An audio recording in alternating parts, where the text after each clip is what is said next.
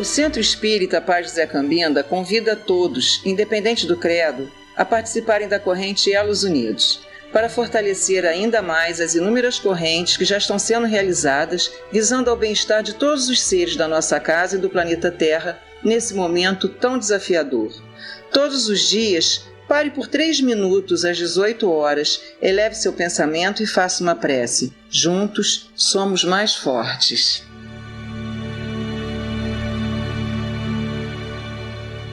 Segunda-feira, dia 11 de setembro de 2023. O Templo Umbandista Pai José Cambinda apresenta na noite de hoje mais uma palestra da série Aprendendo com Jesus, trazendo hoje o nosso irmão José Ronaldo, da cidade de Vassouras, no estado do Rio. José Ronaldo pertence à Casa Espírita Jesus, Maria e José, e ele estará abordando para todos nós o tema Busca e Achareis. Com vocês, José Ronaldo. Querido Deus, nosso Pai Criador,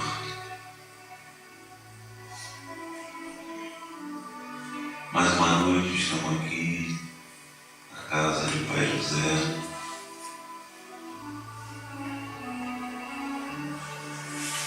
a fim de buscarmos um bom entendimento da palavra do vosso amado Filho Jesus, aquele que nos traz a certeza do caminho, sendo o nosso modelo e nosso guia. Ampara-nos, Senhor, para que possamos seguir a Tua luz, que possamos ter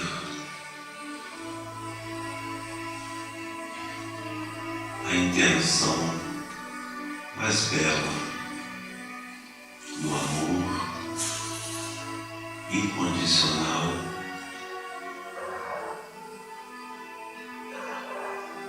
que possamos, Senhor, abraçar os nossos irmãos de caminhada, para que nenhum se perca no caminho. Que nesta noite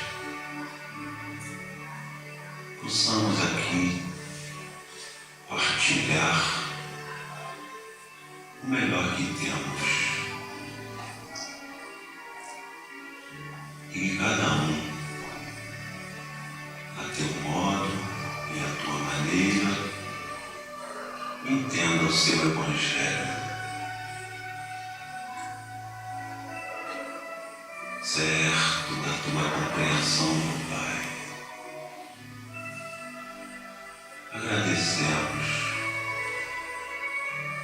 tudo que recebemos e que possamos ter uma sessão de paz e de luz. E assim seja. Boa noite a todos. A nossa irmã queridíssima fala uma leitura da página para nós. Boa noite para todos e muita paz. Estejamos certos. As intuições humanas vivem cheias de códigos e escrituras. Os tempos permanecem repletos de pregações, os núcleos da natureza religiosa alinham inúmeros compêndios doutrinários. O Evangelho, entretanto, não oculta os propósitos do Senhor. Toda a movimentação das margens rasgadas portadoras de vocabulário restrito, representa a fase de preparo espiritual, porque o objetivo de Jesus em descrever seus ensinamentos em nossos corações e inteligências. Poderemos aderir de modo intelectual com mais variados programas religiosos, navegamos no pleno mar de filosofia e de cultura mirante verbalistas. Com certo proveito, a nossa posição individual diante do próximo, mas diante do Senhor, os problemas fundamentais do nosso espírito é transformação para o bem, com a elevação de todos os nossos sentimentos e pensamentos. O Mestre escreverá nas páginas vivas de nossa alma os seus estatutos divinos. Tenhamos dita certeza, e não estejamos menos convencidos que, às vezes, por acréscimo de misericórdia, nos contentar dos precisos recursos para que lavemos nosso livro íntimo com a água das lágrimas, eliminando os resíduos desse trabalho como fogo purificador do sofrimento. Na noite de hoje, teremos o nosso irmão José Arnaldo, que é do Centro Espírita de Vassouras, Jesus Maria José, e ele falará para nós o tema Buscas Espirituais no Evangelho. Gostaríamos de desejar toda a luz e toda a sabedoria que possamos aproveitar esse grande momento. Boa noite, minhas irmãs, meus irmãos, e possamos fazer um bom estudo, uma boa palestra na noite de hoje. O tema de hoje, nós abrimos com o capítulo 25 do Evangelho segundo o Espiritismo, uma passagem que se encontra no Sermão da Montanha, no Evangelho de Mateus. E a partir daí nós vamos desdobrar o nosso tema, Buscas Espirituais do Evangelho, que na verdade pode ser transposta para, essas buscas espirituais podem ser transpostas para os nossos dias, para o nosso cotidiano, para a nossa realidade espiritual. Nesse momento, nessa fase que o planeta Terra se encontra. Vamos lá. Jesus diz o seguinte, em Mateus capítulo 7, versículo 7 a 11. Pedi e vos será dado, buscai e achareis, batei e aí vos serás aberto. Pois todo o que pede recebe, o que busca acha, e o que bate se lhe abrirá. Quem dentre vós dará uma pedra para seu filho, se este lhe pedir um pão? Quem lhe dará uma cobra, se este lhe pedir um peixe? Ora, se vós de suas mãos sabeis dar boas dádivas aos vossos filhos, quanto mais vosso Pai, que está nos céus, dará boas coisas aos que lhes pedem. E aí nós entramos naquela questão fundamental: buscar, bater, pedir. Buscamos tentando encontrar, batemos para que essa porta se abra, pedimos para que venhamos a receber. Mas muitas vezes essas coisas não acontecem.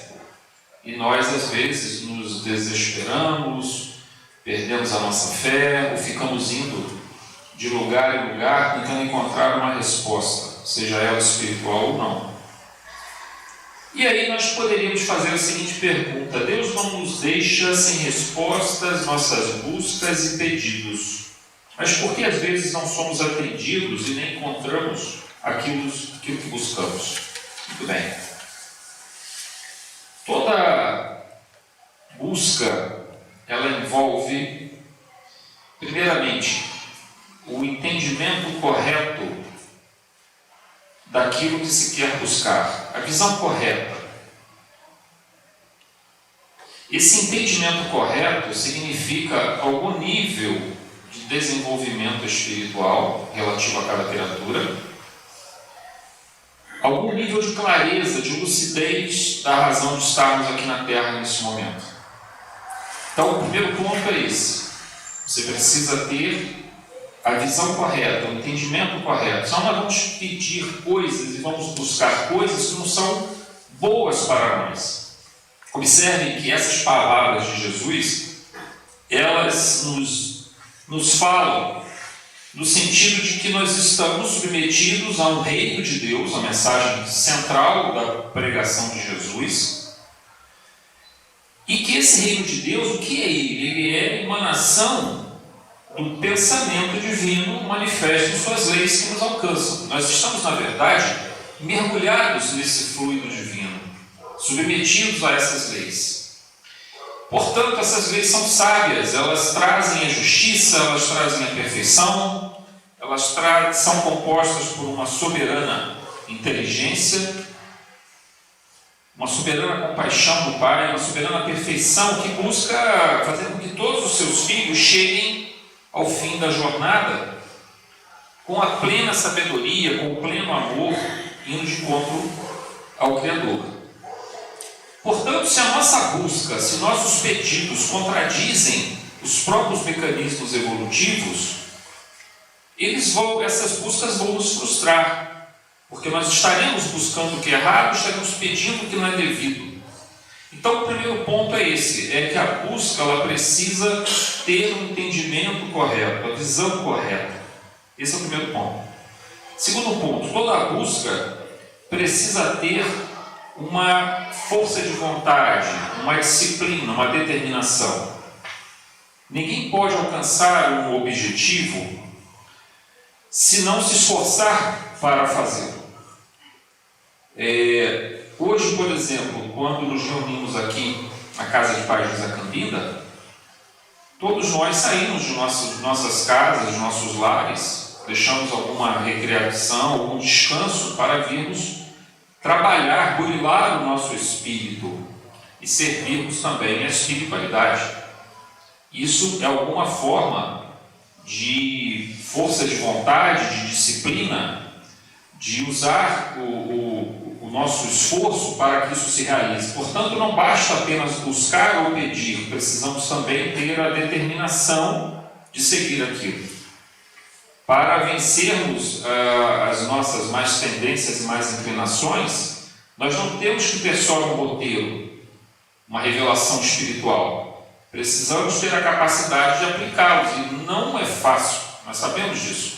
O quanto é difícil nós deixarmos os velhos hábitos que trazemos de vidas anteriores, ou adquirimos nessa mesma vida.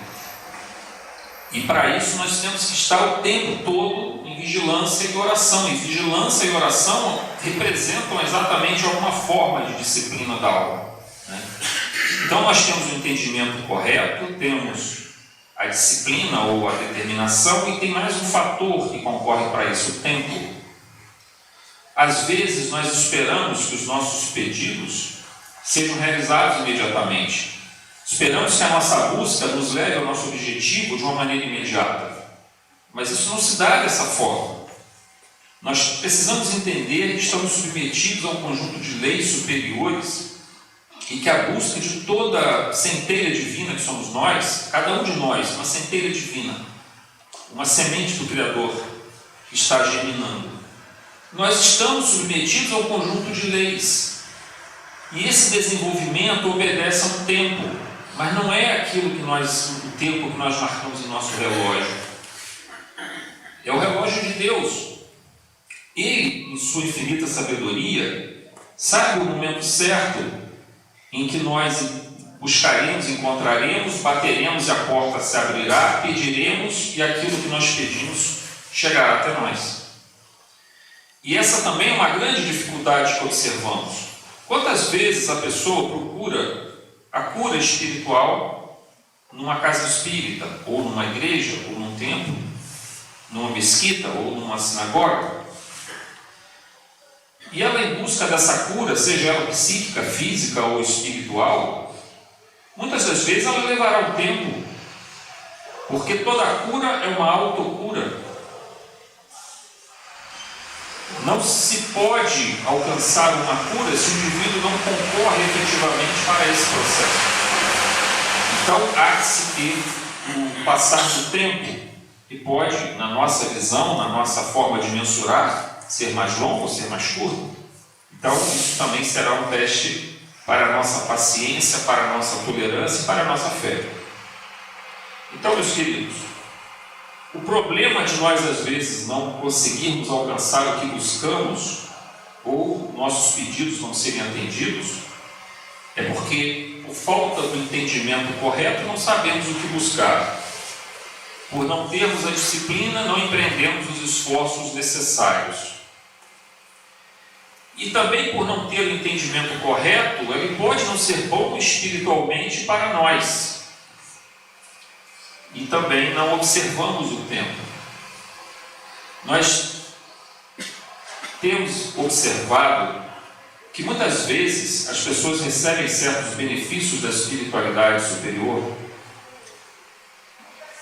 nas casas espíritas, nas orações intercessórias que são realizadas no tempo devido. Às vezes, numa única oração, a pessoa encontra a paz que busca, e às vezes demanda muito mais tempo. Cada ser humano, cada criatura é uma história, é um universo próprio. E com essa história, e com o conhecimento adquirido, e com as, digamos assim, as coisas boas e ruins que traz dentro de si, cada um terá um tempo específico para a autocura e para a cura que vem do mais alto. E aí nós vamos para os evangelhos, onde nós aqui procuramos estabelecer 7 situações que nós buscamos dentro dos evangelhos, de buscas diversas, que personagens dos evangelhos, indivíduos que viveram há 2000 anos e tiveram a oportunidade de estar próximo de Jesus, o buscaram para encontrar alguma coisa, para pedir alguma coisa, bateram na porta para que essa porta se abrisse. E são muito diferentes esses pedidos e essas buscas entre essas pessoas. E quando nós olhamos a nossa situação aqui, nós vemos que não mudou tanto passados os 2000 anos. Continuamos acertando e continuamos nos equivocando. Mas é claro que quanto mais o tempo passa, mais nós adquirimos, digamos, o discernimento, o livre-arbítrio, e maiores as revelações espirituais vão chegando até nós. De alguma forma, nós temos melhores chances de estar acertando isso.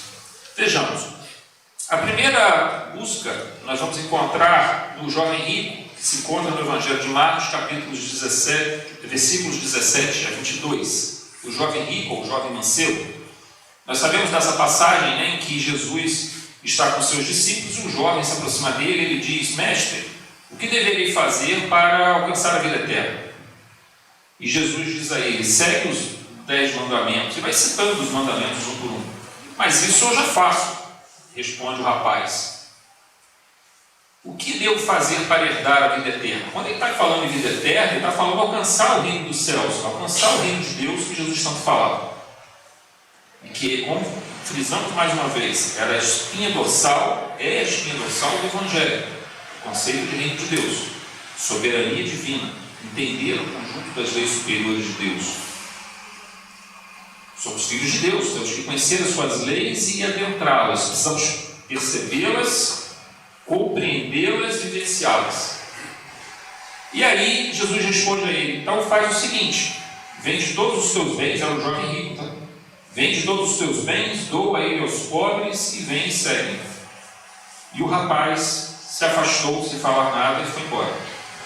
Ou seja, ele não estava ainda preparado para aquilo. Qual era essa busca dele? Esse jovem estava buscando a vida eterna, o reino de Deus, mas ele não estava disposto a pagar o preço, digamos entre aspas, o preço, o sacrifício necessário para alcançar esse pulo tão grande que ele teria dado. Se nós chegássemos aqui e perguntássemos qual de nós, encarnados aqui nessa noite, tem condições de alcançar, digamos, comparando-nos ao que o jovem mancebo diz, por exemplo, a esfera do Cristo, a esfera espiritual de Jesus nesse momento, qual de nós poderia desencarnar nesta noite e ir direto para a esfera espiritual do Cristo? É mais ou menos isso que esse jovem pede a Jesus. E Jesus coloca ele à prova e observa-se que ele ainda não está preparado, ainda não é o momento. E Jesus observava o momento de cada um. Nós temos isso nos evangelhos. Ele não fazia essas exigências a todos. Ele Ele respeitava o momento de cada um. Vamos agora à segunda busca de Zaqueu, o rico publicano, né, de Jericó. Está no Evangelho de Lucas, capítulos 19, versículos 1 a 10. Jesus chega a Jericó, ali próximo a Jerusalém, e vocês sabem, os publicanos, os cobradores de impostos, eles eram muito mal vistos. Isso não mudou muito depois de 2000 anos, mas na época de Jesus, os publicanos, os cobradores de impostos, eram vistos com verdadeiro ódio e eram tidos como pecadores. Por quê? Porque esse dinheiro arrecadado ia para Roma, ou ia para reis que não eram nem sequer judeus, como era o caso de Herodes, por exemplo. Portanto, eles não gostavam disso e consideravam traidores os publicanos. E Zaqueu era um publicano, mas ele era mais do que um publicano. Ele era o chefe dos coletores de impostos de Jericó, que era uma cidade importante. E aí, Jesus vai visitar Jericó. E Zaqueu começa, ele era baixinho, e ele começa no meio da multidão, ele queria ver Jesus. Ele sentiu a ânsia de procurá-lo.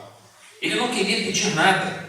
Ele só queria estar próximo de Jesus. A busca dele era estar próximo de Jesus. E ele sobe numa pequena árvore e tenta observar Jesus caminhando junto com os discípulos. E Jesus olha para ele e diz: Zaqueu, hoje irei almoçar na sua casa. E Zaqueu fica tomado por alegria, né? E vai para a sua casa, prepara aquela refeição, e Jesus e seus discípulos chegam lá, e Zaqueu fica tão feliz que ele diz ao mestre: Jesus, eu venderei metade dos meus bens e doarei aos pobres, e a quem eu tiver defraudado, tiver de alguma forma pego a mais esse dinheiro, restituirei em quádruplo. E Jesus diz a ele: Zaqueu, nesse dia a salvação chegou a essa casa. Por que Jesus fala isso para Zaqueu? Vejam, Zaqueu nem sequer, observe como é que há uma diferença em relação ao jovem rico. O jovem rico, Jesus manda ele vender tudo e dar aos pobres e vir e segui-lo. A Zaqueu ele não exige isso. Zaqueu tem um ato de desprendimento espontâneo. Ele continua rico, porque ele era muito rico. Ele doa metade dos seus bens, restitui um quadro para aquilo que ele eventualmente tem apego e continua rico. E Jesus não manda que ele venda tudo. O que Jesus observa em Zaqueu é que ele tem um sentimento de profundo desprendimento material e vê nele a alegria irradiando dele por estar próximo ao Mestre. Ele não vem pedir nada, ele só queria estar próximo ao Mestre, porque ele sentia que mesmo a riqueza dele era um vazio dentro dele, e era a presença de Jesus que o felicitava. A mensagem do Mestre felicitava. Essa é uma busca muito, muito bonita. Depois nós temos a terceira dessas buscas, que está em Marcos, no seu capítulo 10, versículos 46 a 52. O cego Bartimeu também é caminho de Jericó.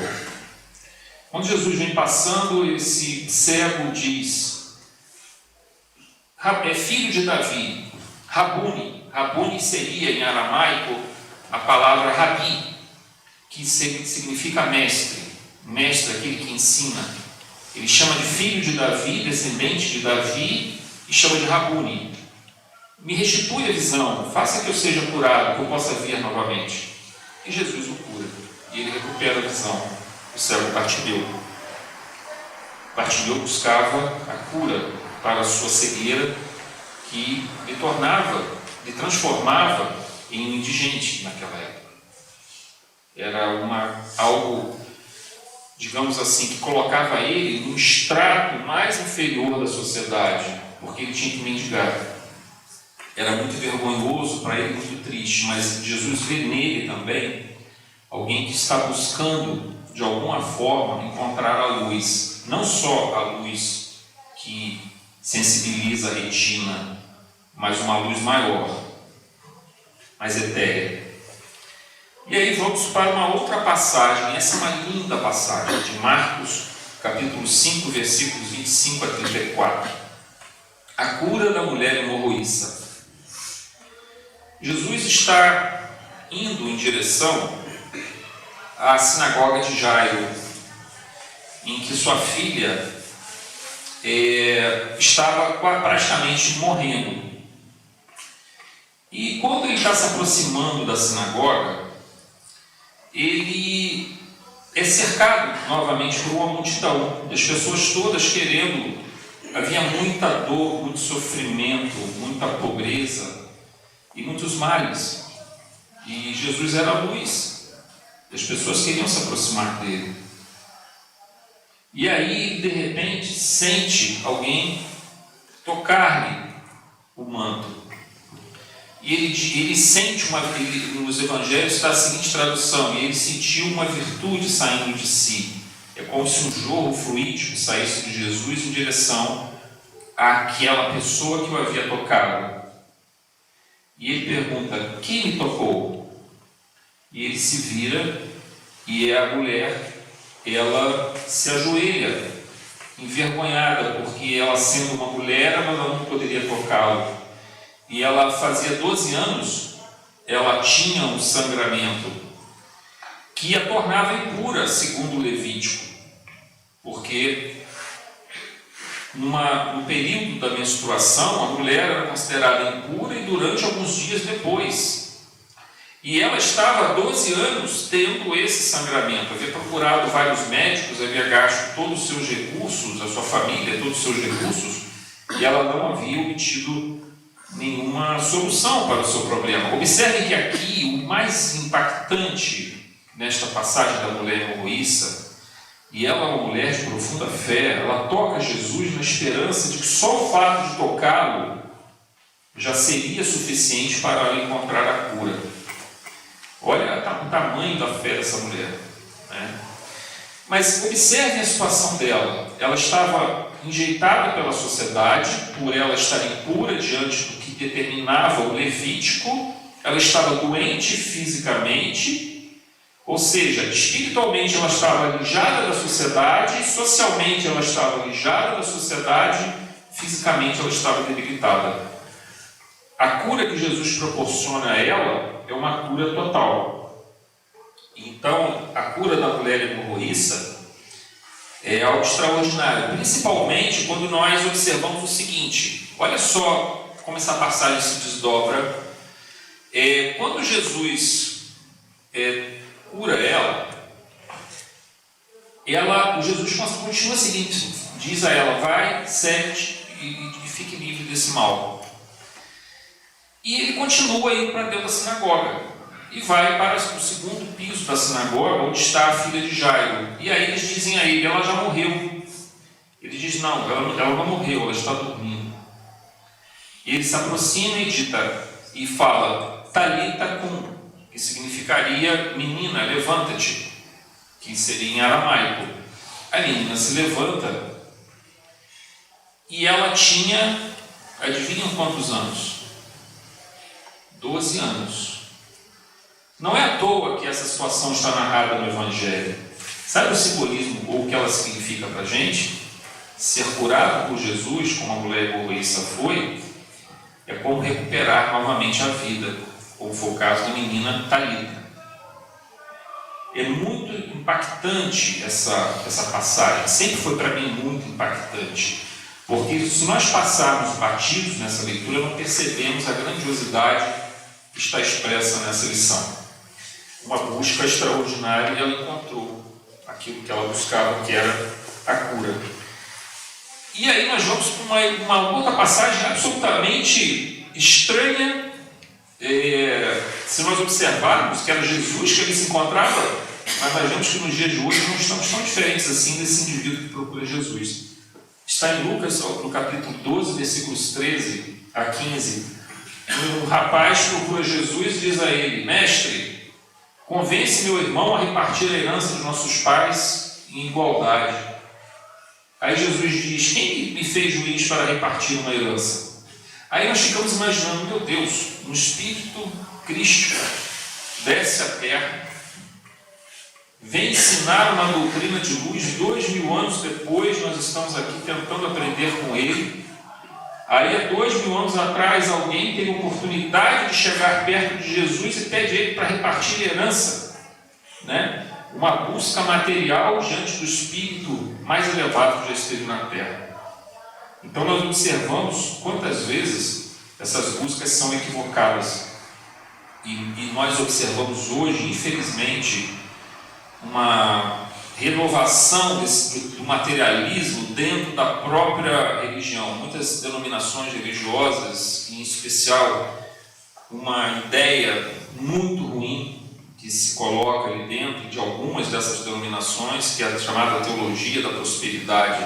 Um absurdo, porque nós buscamos Deus não para a riqueza material. Ela pode vir como uma consequência do nosso equilíbrio, pode vir como uma consequência de estarmos pensando mais claramente, de estarmos mais livres do sofrimento, não porque é aquilo que Deus vai dar para a gente, mas vai dar para a gente a paz que nós buscamos. A partir dessa paz, pode ser que nós tenhamos tanta clareza nos nossos pensamentos, tanta luz dentro de nós para pensar, para imaginar, tanta convicção, tanta força de vontade, tanta fé em nós mesmos, em Deus, que nós vamos buscar vários objetivos e eventualmente poderemos ficar ricos. Mas isso não importa, porque ficar rico não é exatamente o objetivo nosso aqui nessa reencarnação. Mas inverte totalmente os valores. Essa é uma busca totalmente equivocada. Quando nós falamos que o entendimento correto seria um dos passos para essa busca, essa aqui nós observamos que está totalmente equivocado. Aí surge uma segunda busca equivocada. Está em Mateus capítulo 20, versículos 20 a 23. A mãe de João e Zebedeu. A mãe de João e Tiago, filhos de Zebedeu. Ela procura Jesus e diz assim: Mestre, faz com que cada um dos meus filhos, se sente à sua esquerda, o outro à sua direita, no reino dos céus. Ele diz: mulher, eu não posso assegurar quem vai se sentar à minha esquerda ou à minha direita. Só o Pai poderá fazê-lo. E assim ela cessa o diálogo, mas observe, ela estava buscando uma condição de destaque para os seus filhos, mas ele diz ainda: será que eles serão capazes de beber o cálice que eu haverei de beber? Então, essa passagem mostra também um equívoco ao imaginar-se que é possível alcançar esse lugar, digamos, de destaque, sem que não se tenha trabalhado fortemente pelo melhoramento da condição espiritual da criatura. E por fim nós vamos para a nossa sétima busca. Mateus também, capítulos 12, versículos 38 a 42, os escribas e fariseus procuram a Jesus e pedem um sinal, como se já não bastassem todas as curas que Jesus realizava e toda a sabedoria que ele mostrava em suas palavras, suas explanações. E Jesus, nenhum sinal vos será dado. Simplesmente ele fala assim: nenhum sinal vos será dado. E observamos que até na doutrina espírita isso também acontece. Kardec chegou a comentar isso algumas vezes, e inclusive no livro que é o Espiritismo, que é um livro que sempre a gente recomenda como uma leitura inicial, que às vezes uma pessoa, ela nunca viu um fenômeno, nem de efeito físico, nem de evidência, nem uma psicografia, nem uma psicofonia, nem uma materialização na sua frente, e ela faz a leitura das obras e imediatamente ela vê a clareza da doutrina, compreende como ela se funde naturalmente com o Evangelho, e outros verão e poderão crer, e outros verão e não crerão, continuarão a ver e a questionar, ver, questionar, ver e a questionar. Portanto, nem sempre esse sinal será significativo de alguma coisa. Então eles buscavam uma confirmação, mas não era através de milagres dessa natureza que iria Jesus manifestar então a sua sabedoria. Então, façamos aqui um pequeno resumo. O jovem rico buscava a vida eterna. Zaqueu buscava a salvação, Bartimeu buscava a visão, a mulher burroíça buscava a cura holística, sua cura completa da sua vida. Aquele homem buscava a metade de sua herança, a mãe de Tiago e João buscava um lugar de destaque para os dois. Aqueles escribas e fariseus que procuravam Jesus buscavam um sinal de confirmação de que Jesus era aquele enviado de Deus. Portanto, nós vemos que dessas buscas todas, apenas Zaqueu, Bartimeu e a mulher hemorroíça tiveram o coração suficientemente aberto e a visão suficientemente clara dentro das suas condições para fazer a busca da maneira certa, com a visão correta, e encontraram o seu resultado. Ah, mas eu estou fazendo a busca correta, eu estou me aplicando, eu estou me esforçando. Leva tempo, gente. Eu costumo sempre dizer isso. Quando eu conheci a doutrina espírita com 13, 14 anos, inclusive no Centro Espírita Jesus Maria José. Mas depois eu não voltei mais à casa. Fui algumas vezes, depois não voltei mais. Mas sempre ficou na minha mente todas as concepções espíritas. O conceito de reencarnação. Eu era católico antes disso, fiquei um tempo sem religião nenhuma, e depois, com 13, 14 anos, comecei a questionar muito o catolicismo, não batia as coisas, essas concepções, e eu acabei encontrando essa verdade dentro de uma casa espírita. Só que eu era muito novo ainda também, e eu não segui mais nada. Mas na minha interpretação da vida, eu observava sempre que se aplicava os conceitos espíritas. Até que com 26, 27 anos, eu tive uma fortíssima depressão. E uma amiga minha me levou até o Centro Espírita em Vassouras, que ficava ali perto da Rodoviária Nova. Era um trabalho muito bonito, realizado até um pouco parecido com aqui com o Pai Cambinda. Não chega a ter, não tinha, obviamente, essa estrutura toda, mas era também um trabalho um pouco de Umbanda e um trabalho um pouco de kardecismo. E aí era mais ou menos as duas coisas.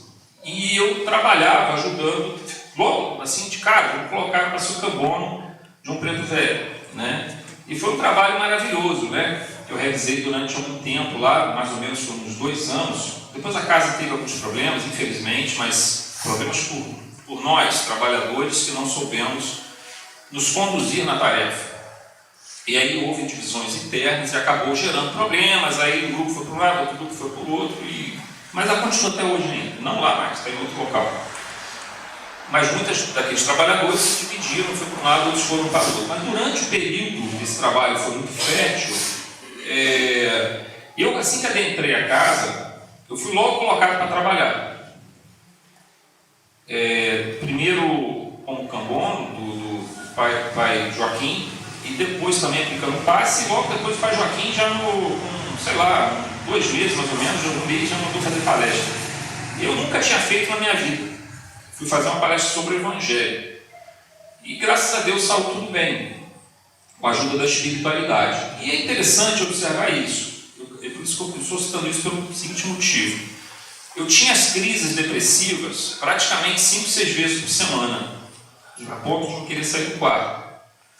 E à medida que a gente vai se envolvendo nessa tarefa, em novos objetivos, uma nova visão da vida, e com a ajuda da espiritualidade, da ambiência da casa espírita, esses surtos, essas crises foram se espaçando. Aí ficou assim, tipo, 3 vezes por semana, 2 vezes por semana, 1 vez por semana, 1 vez a cada 15 dias, até que ela foi desaparecendo. Levou meses esse processo. Então, por isso que eu falo, se eu fosse lá esperando alcançar algo imediato, em 1 ou 2 reuniões, eu não teria mais voltado. E foi lá que eu aprendi muito, devo muito aos preto velhos, digamos, muito do que eu aprendi dentro do Espiritismo, né? E teve que ter paciência e teve que ter o tempo certo. Felizmente foi possível, com a ajuda da espiritualidade, conseguir isso. Mas muitas das vezes nós não observamos esse tempo. Muito bem. Então essas buscas que nós citamos aqui representam as mesmas buscas que nós fazemos hoje. Algumas buscas materiais, valendo-se de mecanismos espirituais. Outros fazem a busca pela saúde física, nada mais justo. A pessoa está doente, lá no centro, nós temos agora reuniões online na segunda, na quinta. As pessoas nos pedem para fazer as orações intercessórias, nós fazemos no início das reuniões, botamos no livro, fazemos as orações intercessórias, citamos cada nome, problema. muitos casos de câncer, muita quantidade, situações de suicídio, situações de depressão, tentativas de ações suicidas, então uma série de problemas. E a gente observa que existe muita assistência espiritual dentro desse trabalho. Então, quando a pessoa pede um auxílio, seja ele para uma cura espiritual, uma cura física, uma cura psíquica, nada mais justo, é uma busca plena, correta. Se o seu corpo está bem, se sua psique está bem, se o seu espírito está bem, a tua evolução flui. Mas se você está mal, você não consegue nem ouvir uma palestra direito, nem ler um livro espírita ou evangelho você consegue se você estiver muito mal. Então é importante ter essa saúde, ela é mais do que justa. E nós colocamos o seguinte aqui: quem busca a luz encontrará a luz, quem busca as trevas ficará na escuridão, no escuro. E tem muitas pessoas que estão buscando as trevas de alguma forma, por ignorância mesmo, por desconhecimento, né? Quem busca a doença encontra a enfermidade, quem busca a saúde vai encontrar, vai ficar saudável. Quem busca a tristeza estabelece a tristeza como um padrão de vida, se acostuma à tristeza. Quantas pessoas não se justificam sempre diante das dificuldades por uma série de síndromes hipocondríacas, né? Quem busca a alegria e a paz com entendimento encontrará a paz. Quem busca tesouros encontrará o tipo de tesouros que busca. Jesus já dizia, né? Não coloqueis vossos tesouros na terra, mas coloqueis no céu, onde os ladrões não roubam, a ferrugem não corrói, a traça não come. Não é que nós não devamos buscar objetivos aqui na terra, objetivos materiais, é mais do que justo o fazermos. Até porque, senão, se fosse assim, nós não precisaríamos estar encarnados. Buscar a melhoria da sua condição de vida exige disciplina, exige inteligência social. Então, ou seja, há uma série de habilidades que você desenvolve que vão se juntar à sua bagagem espiritual. Não há nada errado nisso. O problema é quando você coloca toda a tua felicidade, todo o significado de sua existência nisso. Porque isso é temporário e é um meio para você evoluir, não é a finalidade da existência. Esse que é o grande problema. E aí se transforma numa imensa distração, numa imensa ilusão que te tira do caminho. Nós fizemos aqui uma pequena, talvez até por via intuitivo, isso veio algum tempo atrás, de como seria a função de uma casa espírita. E a casa espírita, ela está com as suas portas abertas a encarnados e desencarnados, buscadores. E muitas vezes espíritos são trazidos aqui, às vezes encarnados. Quando me refiro a espíritos, estou me referindo aos desencarnados, né? Todos nós somos espíritos. Mas às vezes encarnados podem ser trazidos um pouco contra a sua vontade, vem esse meio resmungando, mas aqui encontrarão tratamento, escola e hospital. E muitos desencarnados são trazidos realmente subjugados pelas forças superiores, de certa forma, para que possam ouvir, pelo menos, e tomar contato com as energias, não só da espiritualidade, mas as energias anímicas dos médiuns, porque aqui então isso vai despertar neles uma lembrança e saudades e, digamos assim, um sentimento de perceber melhor aquilo que está sendo falado pelo dirigente da reunião, pelo doutrinador, pelo dialogador da reunião. E aí se faz obras de grande caridade para os nossos irmãos espirituais. Então a casa espírita, ela tem essa característica de ser um pouso para os buscadores, para aqueles que vêm pedir algo e tentar encontrar algo. Então nós colocamos o seguinte: a casa espírita é como uma estalagem no caminho do viajor, do espírito. Ele se alimenta, descansa, se fortalece. Todos nós precisamos de um local para reabastecermos as nossas forças. Às vezes o nosso lar pode ser esse local, onde nós conseguimos recarregar as nossas baterias, conseguimos colocar a nossa casa mental em ordem para no dia seguinte, de novo, estarmos nas nossas atividades cotidianas e exercê-las com sabedoria. Valorizar cada momento, cada segundo de nossa existência como uma manifestação extraordinária das leis divinas e do supremo poder de Deus. A casa espírita é também um posto de socorro, onde curamos as feridas nas nossas lutas do caminho, dessa vida e de outras vidas. Assim como eu também curei as minhas feridas dentro de uma casa espírita, as feridas da alma, e de certa forma com repercussão no cérebro, todos nós de alguma forma podemos encontrar dentro de uma casa, como por exemplo aqui na casa do pai José Cambinda, que é uma casa de muita luz. Nesse momento aqui, muitos espíritos já se encontram em ativo trabalho, já observando cada um de vocês que se encontram aqui, cada um de nós que nos encontramos aqui, e também companheiros espirituais que vieram conosco para encontrar a paz. Quantos espíritos não estão buscando algo e não encontram porque não conseguiram se desapegar da matéria, ou estão revoltados, ou estão desorientados, nem sabem que desencarnaram. E às vezes nos acompanham, porque encontram algum tipo de ressonância em nós, algum tipo de sintonia, e eles nos acompanham, e isso não é bom para nós, nem é bom para eles. A casa espírita é o local correto para isso, para esse tratamento.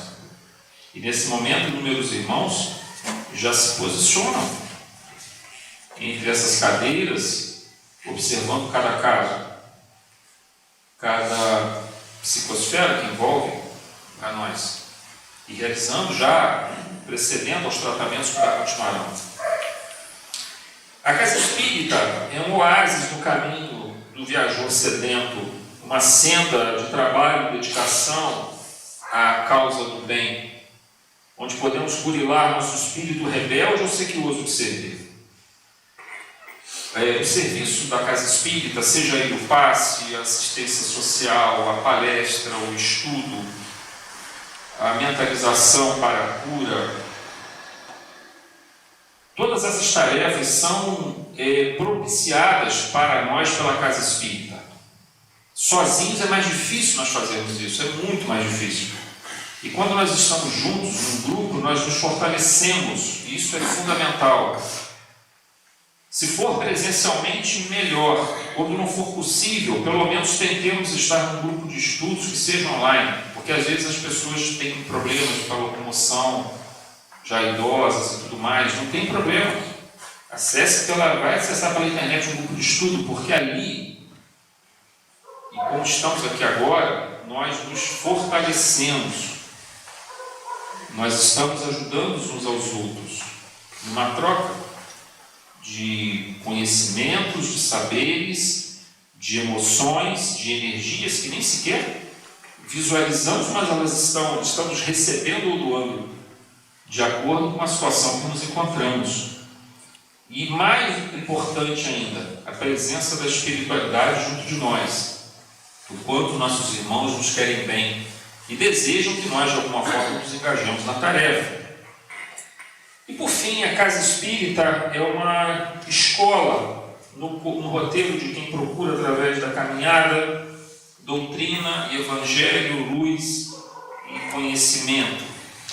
A grande dificuldade nossa nos dias de hoje, nós estávamos comentando isso no Fonte Viva, estivemos fazendo uma palestra ontem, e nesse tema de ontem nós estávamos comentando numa determinada parte da palestra sobre as distrações, sobre as ilusões do caminho. E como é fácil se distrair nos dias de hoje, como é fácil nós perdermos o rumo com coisas que não vão agregar valores ao nosso espírito. Esse é o grande problema.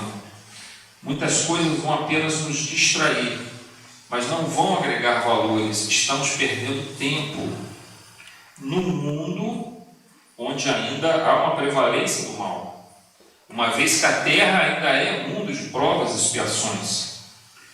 Ela está adentrando a condição de mundo transitório, já estamos praticamente numa fase de transição planetária, onde se exacerbam esses contrastes, porque você tem espíritos que estão tentando evoluir, espíritos medianos, você tem missionários encarnados aqui na Terra, e você tem uma grande massa também de espíritos ainda ignorantes em relação às questões espirituais. Mas aí nós nos lembramos da parábola do joio e do trigo. Vocês devem lembrar daquela parábola em que um dono de terras, ele semeou o trigo na sua propriedade, e de repente veio um inimigo dele e jogou o joio, que é uma semente de um capim, muito semelhante, quando ele é pequenininho, muito semelhante ao trigo, você não consegue diferenciar os dois. Mas depois de um certo tempo, essa semente de joio, as raízes dela entranham, e você não consegue mais arrancá-la, porque ela entranha junto com a semente, com as raízes da germinação do trigo, da semente que germinaram. Não é possível arrancá-la sem não arrancar o trigo. Além do mais, a semente do joio, ela normalmente tem um fungo venenoso que se desenvolve na planta, não a semente, mas na planta, depois ela desenvolve um fungo venenoso, e além dela ser muito amarga, então ela estraga toda a plantação. E nessa parábola, os ajudantes, os servos desse Senhor dizem: o Senhor quer que nós arranquemos o joio? Ele diz: não, deixai que eles cresçam juntos, ele não pode ser arrancado agora, porque ele estragaria o trigo. Espere que eles cresçam e arranquem o joio do trigo. Ora, essa vivência do joio e do trigo, nós estudamos essa parábola, nós fazemos estudos de parábolas nas quintas-feiras, né? Nesse momento nós estudamos parábolas. E nós fizemos um estudo dessa parábola, e a conclusão que a gente observa é o seguinte, que essa vivência do joio e do trigo é a mesma vivência nossa. Ela tem várias interpretações, tá, gente? É a mesma coisa que dizer que dentro de nós convive a luz e convive as trevas, convive a sombra. Todos nós temos uma sombra e temos uma luz, né? Qual vai prevalecer? Aquela a quem nós dermos força, aquela a quem nós nos preocuparmos, colocarmos mais tempo, mais energia para que essa luz brilhe, ou então para que essa treva se desenvolva, essa sombra se desenvolva. Joana de Anjos fala muito disso na sua obra, sobre sombra, que é um conceito junguiano também. Mas em nosso caso aqui, nos interessa que o joio e o trigo também é uma situação do planeta Terra.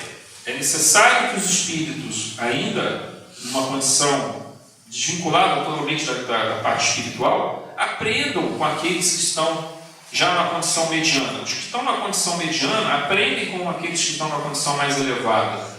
Mas os que estão em condição mediana também precisam aprender com aqueles que estão numa condição menos elevada. Por quê? Porque são eles que vão ser as pedras do sapato, vão ser os espinhos do caminho.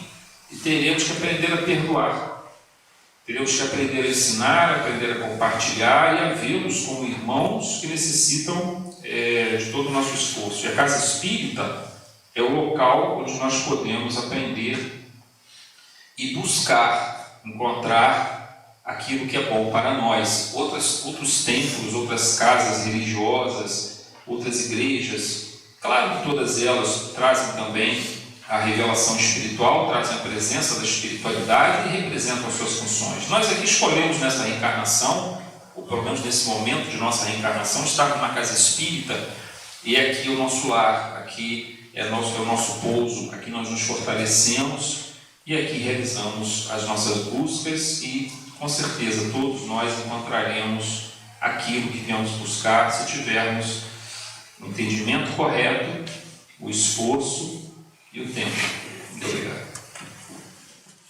Queremos agradecer ao Zé Manaldo pelo belíssimo estudo, demonstra muito conhecimento e respeito pela palavra de Jesus, e apesar do muito tempo distante fisicamente, parece que não houve esse distanciamento. E se falando de estudo das parábolas,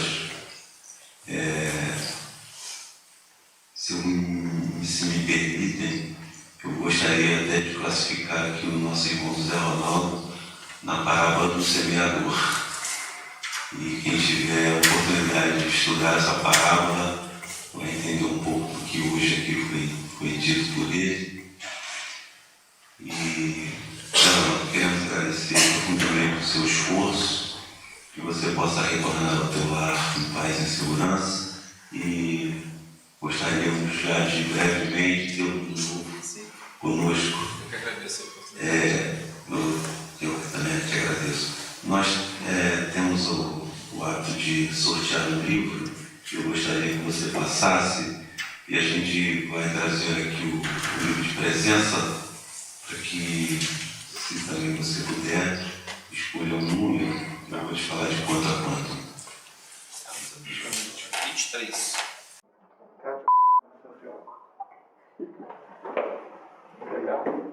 Eu gostaria, em nome da Casa de Pai José Campinho, se assim me permitirem, agradecer ao Zé Ronaldo, mais uma vez, que possa ter aí essa intenção sempre de sair a semear.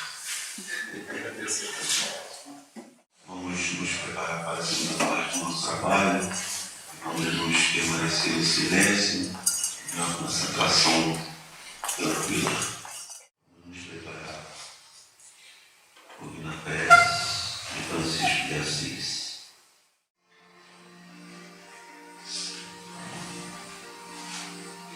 Senhor, fazei de mim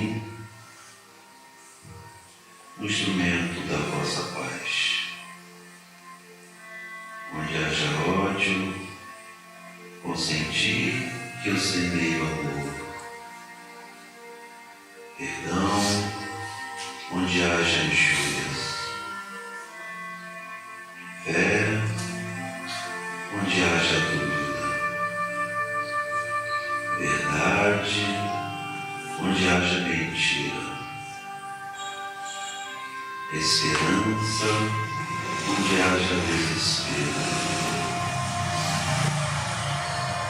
Alegria, onde haja tristeza.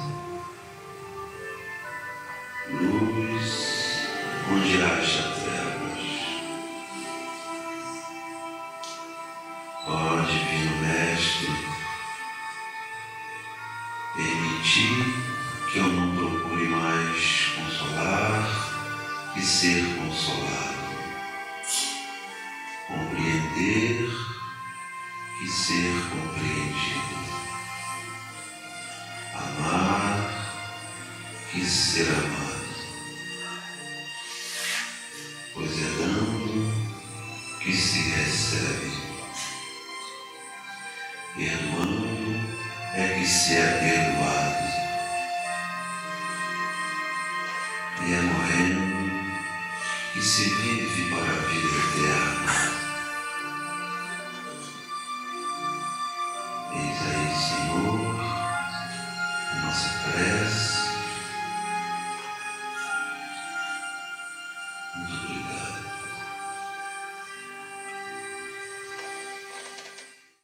Aqueles que tiverem um pensamento, um parente, um amigo, um conhecido, que julguem que possa estar precisando deste momento, deste encontro, com essa energia que possam trazer nos pensamentos, vibrando positivamente por eles, cada um possa receber, através dos nossos colaboradores, essa grande energia.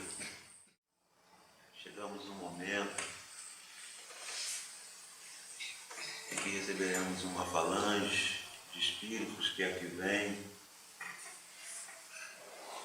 sob o comando e a proteção de Arthur, que faz um trabalho belíssimo de fluidificação das águas, preparando para que cada um receba o seu medicamento, e que possamos também aproveitar este grande momento para que os aqui estão presentes, que possam receber mais diretamente essa boa energia. E eu sugiro que possamos ficar em posições confortáveis, com as mentes tranquilas. É o coração cheio de alegria.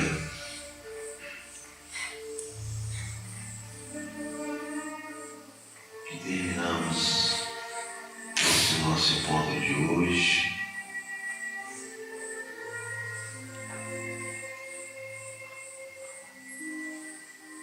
Queremos agradecer a Ti, Senhor,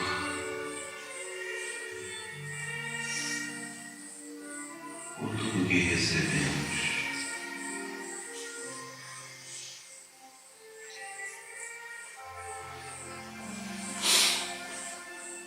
Mais uma vez, na casa de Pai José Caminda,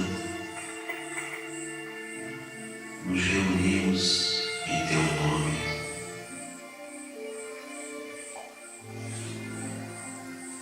E queremos assim permanecer nos reunindo em Teu nome.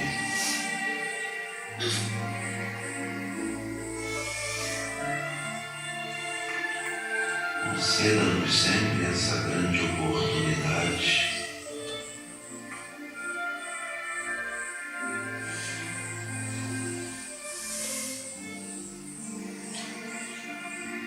que a Tua energia possa chegar até a cada um de nós,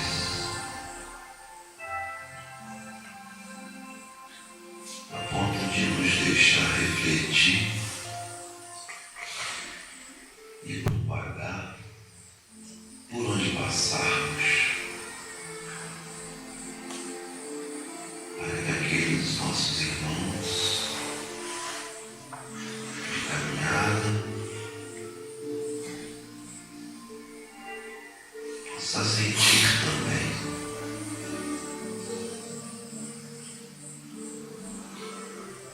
e sejamos bons instrumentos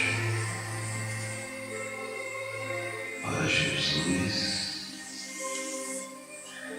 para a espiritualidade bendita e para Ti, Senhor.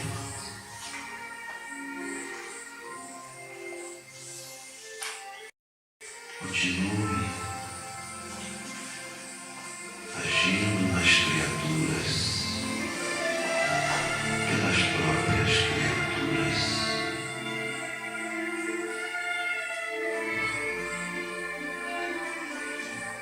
Que possamos colher ao longo da nossa caminhada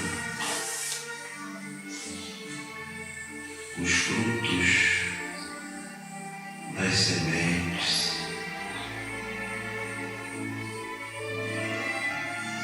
que semeamos,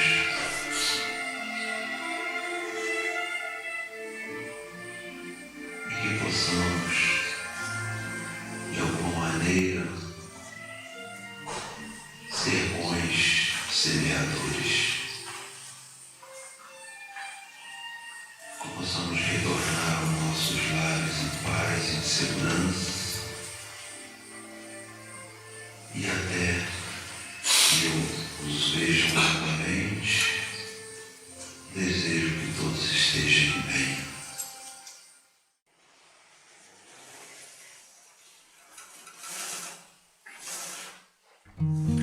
Projeto Caminhar nos ajude a ajudar. Há 70 anos atrás, aproximadamente, o Centro Espírita Pai José Caminda iniciava as suas atividades espirituais e trazia junto a saúde, através da maternidade da mãe pobre, que ainda está na lembrança de todos nós. Pouco tempo depois, a Casa de Caminda lança o ramo de alimentação, distribuindo cesta básica a famílias carentes, atividade que perdura até hoje. E agora, no segmento educação, estamos com o projeto Caminhar, destinado a reforçar o estudo dos jovens para que eles tenham oportunidade de cursar os institutos Senai, Sesc, e dali seguir uma carreira para a oportunidade no mercado de trabalho. Essa atividade é importantíssima nesse momento, porque estamos tentando quebrar um elo da dependência para o elo da produtividade. E como sempre, contamos com a ajuda de todos vocês que sempre nos ajudaram. Nada é possível só.